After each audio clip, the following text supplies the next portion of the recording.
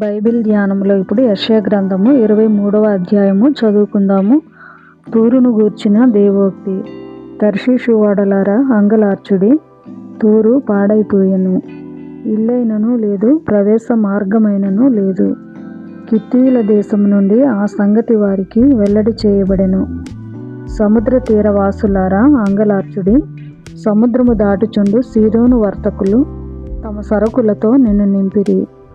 షీహోరు నది ధాన్యము, నైలు నది పంట సముద్రము మీద నీలోనికి తేబడుచుండెను. తూరు వలన జనములకు లాభము వచ్చెను. సీదోను సిగ్గుపడుము, సముద్రము సముద్ర దుర్గము మాటలాడుచున్నది. నేను ప్రసవ వేదన పడని దానను, పిల్లలు కనని దానను, యవనస్తులను పోషింపని దానను, కన్యకలను పెంచని దానను.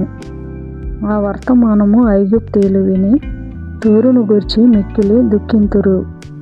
తర్షీషునకు వెళ్ళుడి, సముద్ర తీరవాసులారా అంగలార్చుడి.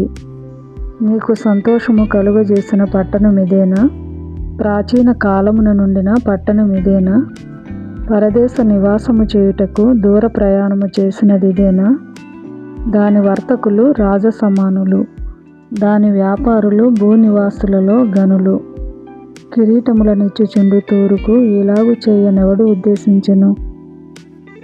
సర్వ సౌందర్య గర్వాతిశయమును అపవిత్రపరచుటకును, భూమి మీదనున్న సర్వగనులను అవమానపరచుటకును సైన్యములకధిపతియగు యెహోవా ఇలాగు చేయనుద్దేశించెను. తర్షీషు కుమారి, నీ దేశమునకిక నడికట్టు లేకపోయెను. నైలు నది ప్రవహించునట్లు దాని మీద ప్రవహించుము. ఆయన సముద్రము మీద తన చెయ్యి చాపెను, రాజ్యములను కంపింపజేసెను. కనాను కోటలను నశింపజేయుటకు యెహోవా దాని గూర్చి ఆజ్ఞాపించెను.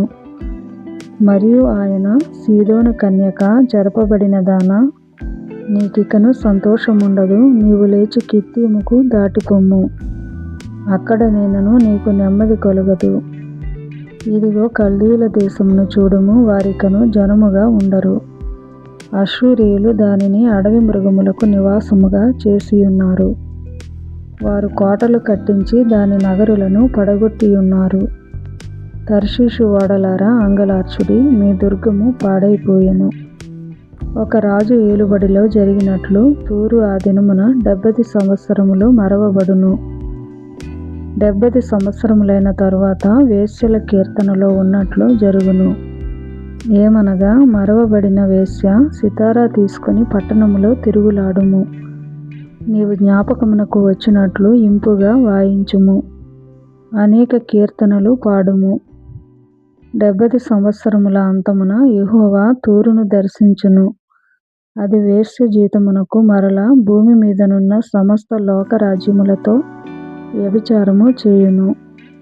వేశ్య జీతముగా ఉన్నదాని వర్తక లాభము యెహోవాకు ప్రతిష్ఠితమగును. అది కూర్చబడదు, ధననిధిలో వేయబడదు.